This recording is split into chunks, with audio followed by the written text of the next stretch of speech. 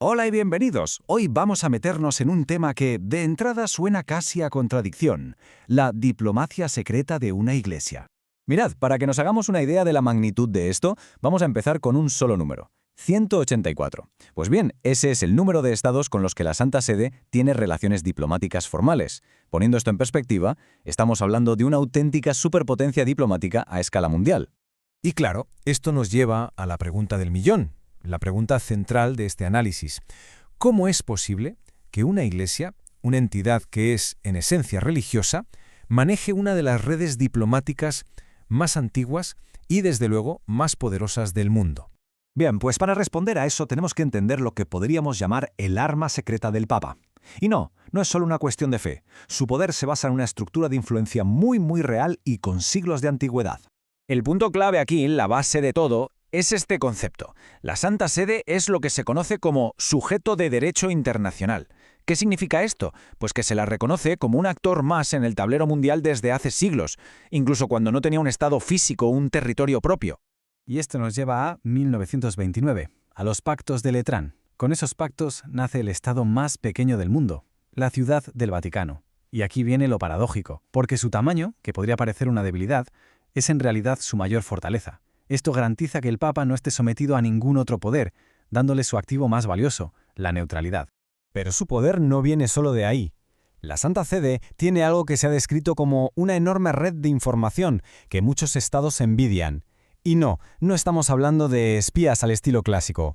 Hablamos de una red global de diócesis, de parroquias, de religiosos, que le dan una visión de lo que pasa sobre el terreno, que sencillamente nadie más tiene. Y a la cabeza de esa red en cada país está la figura del nuncio. Es un cargo fascinante por su doble papel. Por un lado, es el embajador, el que habla con el gobierno de turno, pero por otro, es el representante del Papa para los asuntos internos de la Iglesia en ese país e informa directamente a Roma. Es una mezcla única de poder político y a la vez pastoral. Bueno, y ahora que tenemos las bases, vamos a ver cómo ha ido cambiando y cómo se ha usado esta maquinaria diplomática a lo largo del tiempo. Ha sido un viaje increíble, un paso de ser un poder de príncipes a uno de pastores. La capacidad de adaptación es, desde luego, la clave. Fijaos, en 1870 pierde los estados pontificios y tiene que reinventarse, pasar del poder terrenal a la influencia moral. Luego, en 1929, nace la Ciudad del Vaticano y se blinda su independencia. Durante la Segunda Guerra Mundial llega la polémica neutralidad de Pío XII, atado por los pactos, pero ante una crisis moral gigantesca. Más tarde, en los 80, Juan Pablo II cambia de estrategia, deja el diálogo con el bloque del Este y se alía con Occidente para plantar cara a la Unión Soviética. Y hoy, con el Papa Francisco, el foco se pone de nuevo en otro sitio: el diálogo, los migrantes, la ecología, en lo que él llama la periferia del mundo. Todo este recorrido nos trae hasta hoy. Así que vamos a desgranar cuál es el manual de juego del Vaticano en el siglo XXI, cuáles son las claves de su éxito.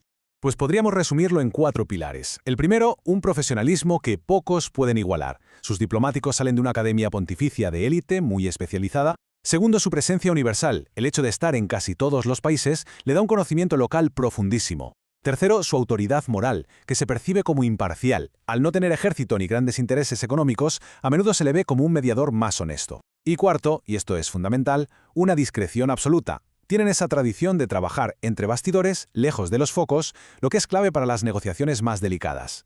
La cuestión es, ¿qué papel juega toda esta maquinaria, toda esta diplomacia tan antigua en nuestro mundo? ¿Es una simple reliquia del pasado o sigue siendo un desafío para el orden actual?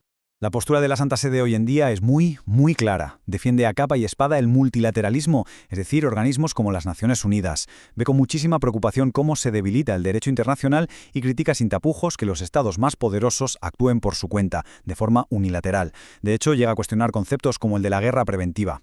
Y todo esto nos deja con una última reflexión, una pregunta abierta. En un mundo que parece dominado por el poder duro, el de los ejércitos, el de la economía, ¿es suficiente con tener poder blando, es decir, el poder de la influencia, de la diplomacia y de la autoridad moral? La respuesta a esa pregunta seguramente definirá el futuro de la influencia del Vaticano en el escenario global.